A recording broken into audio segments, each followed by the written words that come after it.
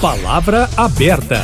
Olá, ouvinte! Olá, internauta! O ano de 2023 pode fechar com 51% do ensino superior à distância, de acordo com as últimas pesquisas realizadas por consultorias especializadas. E os levantamentos do Ministério da Educação apontam que em 10 anos o número de estudantes em cursos online aumentou 474% no país. Mas será que esse fenômeno tem a ver com a pandemia, em que estudantes tiveram que ficar longe das salas de aula e estudar em casa, ou já era uma realidade antes do isolamento social? E uma das perguntas principais, o ensino à distância pode significar o fim da profissão de professor? Para debater o assunto, Eustáquio Ramos e eu, Kátia Pereira, estamos recebendo agora no Palavra Aberta a professora Lorene dos Santos, doutora em Educação, professora do Instituto de Ciências Humanas da PUC Minas, integrando o corpo docente do Programa de Pós-Graduação em Educação da PUC, líder do Grupo de Estudos e Pesquisas sobre a Profissão Docente. Obrigada pela presença aqui no Palavra Aberta. Bom dia. Obrigada, Kátia, Eustáquio, Geraldo. É uma alegria estar aqui com vocês e poder conversar sobre um assunto tão fundamental, tão importante. Estamos recebendo também Geraldo Magela Modesto. Ele é educador digital, defensor do ensino à distância, coordenador da plataforma Humanas Online, que é um curso de humanas à distância. Ele é autor de material escolar, atuou como professor de história por 27 anos na rede privada de ensino médio e pré-vestibular, de maneira presencial. Atualmente é estudante de psicanálise pensando sobre os processos cognitivos de aprendizagem e suas dificuldades, justamente nesse tema que a gente está discutindo da educação. Bom dia, professor Geraldo, obrigado pela presença. Bom dia, eu que agradeço. Obrigada. E vamos começar ouvindo a Lorene. Diante desse cenário, professora, há risco para o futuro da profissão de professor? Sempre há risco. Na verdade, ser professor, professora, é viver perigosamente. Os riscos, eles acompanham a história da profissão docente. Desde que ela se constitui como uma atividade profissional, a gente tem estado permanentemente ameaçado pelos riscos de desprofissionalização, né? A desvalorização profissional, ela acompanha a nossa história, né? Uma história também de muitas conquistas. Quando a gente olha para esses 200 anos, a gente tem muitas conquistas em termos de formação, né, de uma complexificação dessa formação, de uma ampliação dessa formação.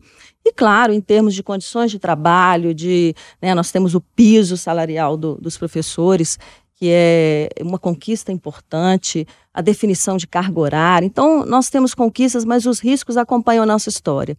E claro que a gente tem aí pela frente, né, riscos que precisam ser olhados com muito cuidado nesse processo da permanente ameaça da desprofissionalização. Então, entre as conquistas que a gente tem é a garantia de uma formação sólida, né, que seja capaz de atrair os jovens talentos para a docência e, principalmente, que esses jovens professores que ingressam na docência possam permanecer. E para isso a gente precisa de boas condições de trabalho, de valorização, reconhecimento profissional, né?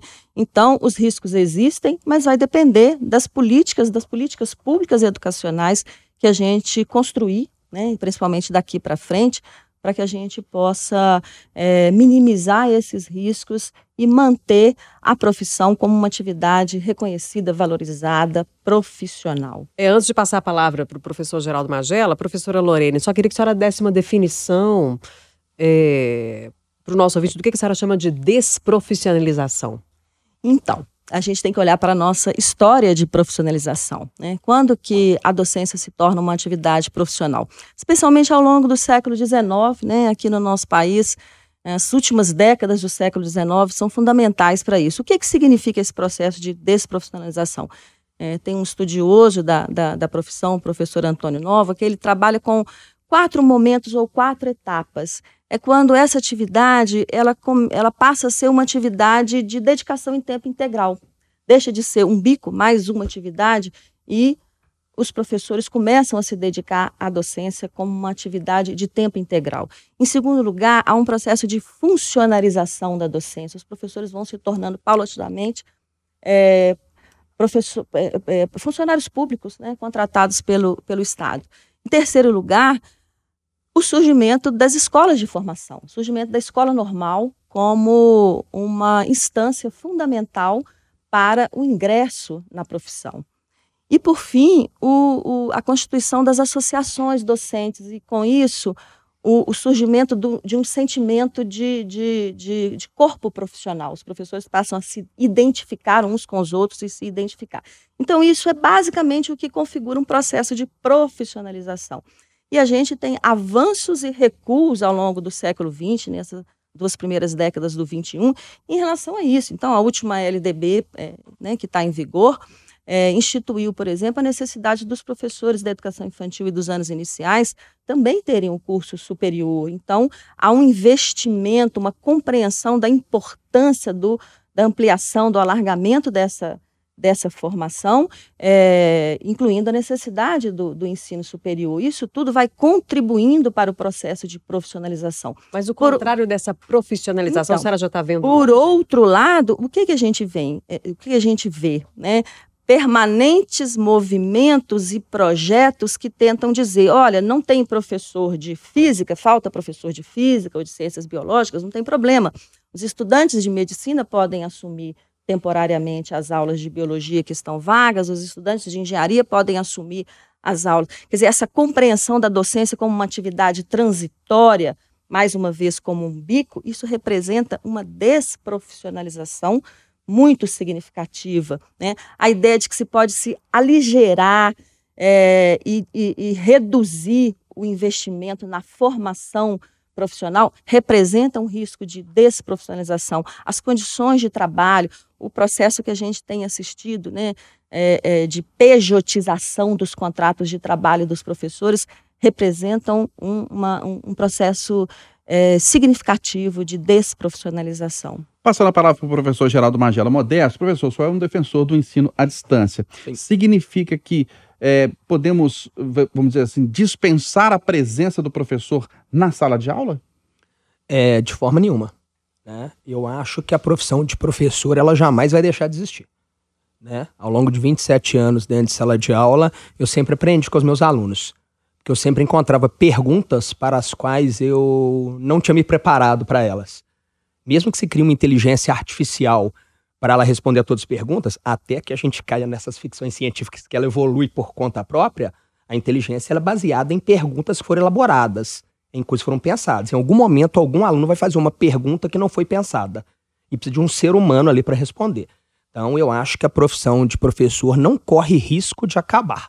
Eu acho que ela corre outros riscos, igual a professora falou, mas de acabar, não. Então, o senhor concorda com uma desprofissionalização, a desvalorização também? Não, são duas coisas diferentes. A desvalorização é uma coisa que eu concordo. É muito polêmica a desprofissionalização, porque, na verdade, como a professora disse, final do século XIX que se coloca o professor dessa forma profissional. Mas já existe a educação há muito antes disso. Nós estamos falando antes de Cristo, Platão, Aristóteles, né? Então, são duas discussões diferentes. Eu não acho que exista o risco da desprofissionalização. Eu acho que não é um risco, é uma realidade a desvalorização. Ô professor, mas não é um prejuízo para o professor e para o aluno não ter a interação ali física dentro da sala de aula, não? Pois é, aí eu acho que a gente tem que pensar duas coisas. A primeira coisa é o seguinte, a tecnologia ela trouxe mudança. As nossas relações pessoais, elas mudaram.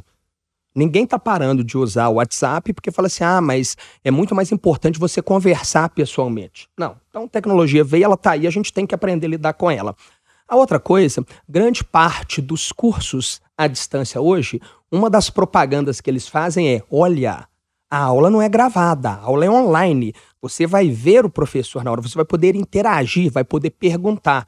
Então são duas coisas diferentes. Falar que existe um curso à distância não necessariamente quer dizer que você está provocando distanciamento. E tem uma outra questão, trabalhando com alunos, que eu tenho grupos de trabalho para discutir essas questões de dificuldade, aprendizado, o que está dificultando. Isso eu vou falar como lugar de fala, porque eu já fui esse tipo de professor, já passei por isso. Uma das grandes dificuldades que o aluno tem é justamente nesse processo de interação.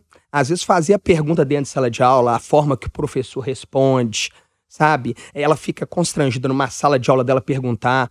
Um curso online, eu vejo que é só um aspecto que eu estou colocando aqui. Por exemplo, facilita isso. Então, falar a questão da interação, eu discordo. Professor, o senhor é um defensor do ensino à distância, mas o senhor concorda que nem todo curso pode ser à distância? Mas com certeza, com certeza. Eu acho que, em primeiro lugar, eu sou um ferrenho defensor de curso à distância, curso profissionalizante. E ainda assim, claro, tem algumas áreas. Eu como leigo, sou médico, mas eu fico imaginando assim, como que medicina você vai estudar à distância? Eu vejo uma dificuldade grande, mas eu acho que tem várias áreas do conhecimento que elas podem ser aprendidas, você pode formar bons profissionais à distância sem problema nenhum. Ensino fundamental e ensino médio à distância, é possível? O fundamental, tanto 1 quanto 2, eu acho muito difícil, porque uma criança, o ensino fundamental 1, a criança ela tem por volta de 10 ou 11 anos, como é que você vai colocar, é até desaconselhável, né, Cátia, como a gente está falando, colocar a criança diante de uma tela para ela aprender ali. O ensino médio também, se tem aula presencial, por que ele vai fazer isso? Por que eu digo a profissionalizante? Nós estamos pensando numa pessoa que é adulta, que às vezes trabalha, que ela precisa de uma formação, de uma qualificação, ela não tem tempo para se deslocar, sabe? Isso dificulta a vida dela.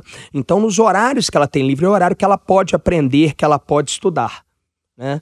Então, eu acho que para alguns cursos, para alguns segmentos, não tem nem a necessidade, eu diria dessa forma, não tem necessidade de hoje se colocar ensino à distância para ensino fundamental 1, 2 e médio. Eu não vejo necessidade. Voltando a palavra para a professora Lorene. Professora, a gente tem percebido a saída de muitos professores, principalmente do ensino superior, das universidades, das faculdades que eles trabalham. Ou pedem para sair, ou são demitidos, e muitas pessoas atribuem essa saída, essa evasão, ao ensino à distância.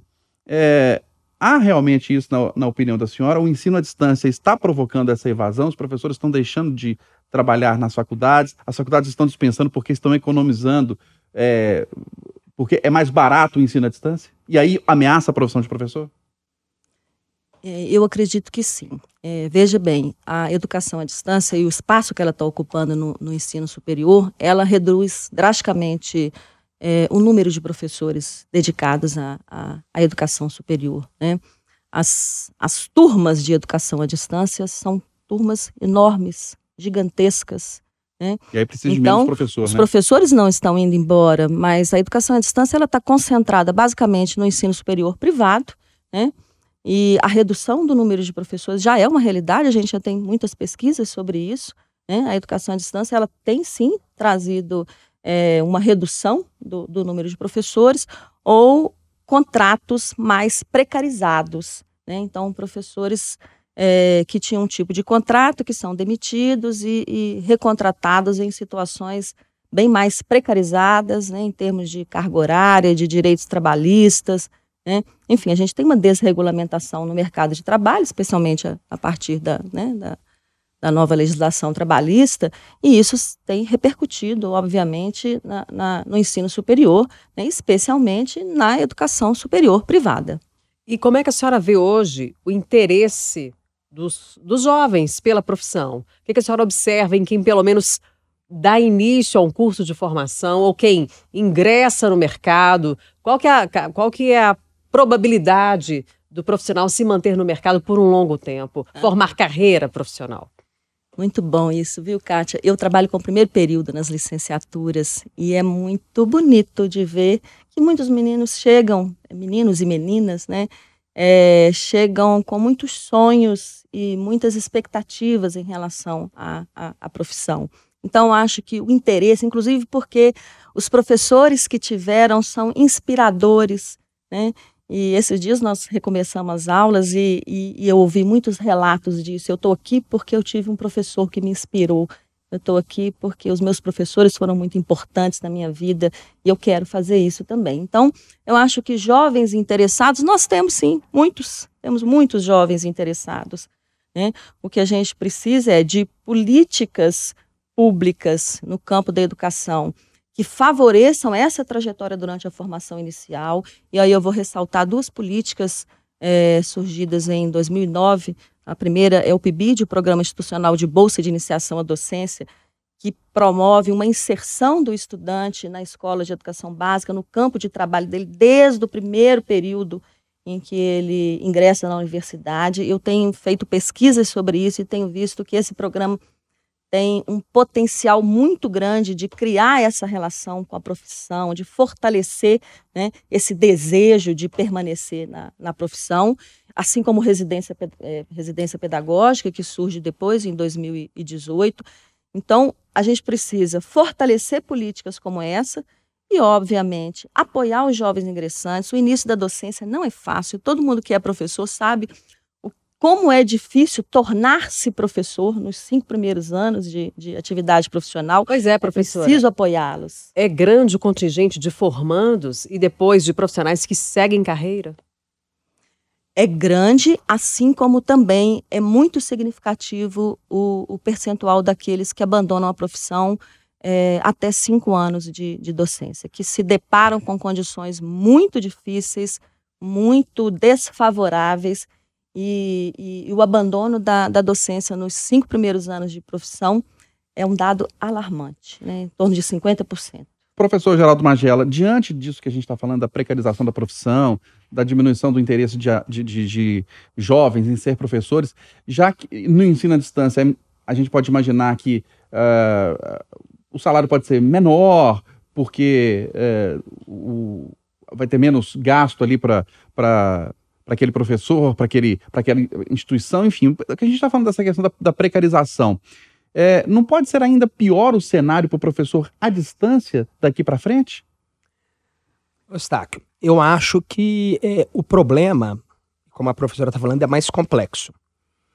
Porque fica parecendo que é o ensino à distância que está provocando todo esse processo de precarização, que é o ensino à distância que está provocando um desânimo, um desestimulo, as pessoas ficarem desestimuladas a seguir a carreira de professor.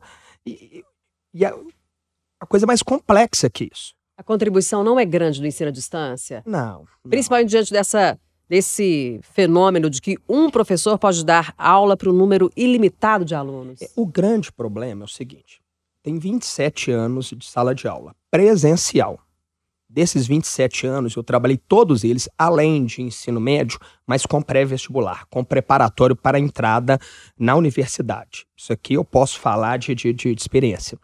Ao longo desses 27 anos, tem diminuído absurdamente, mas absurdamente, o número de pessoas que querem seguir a carreira de docência.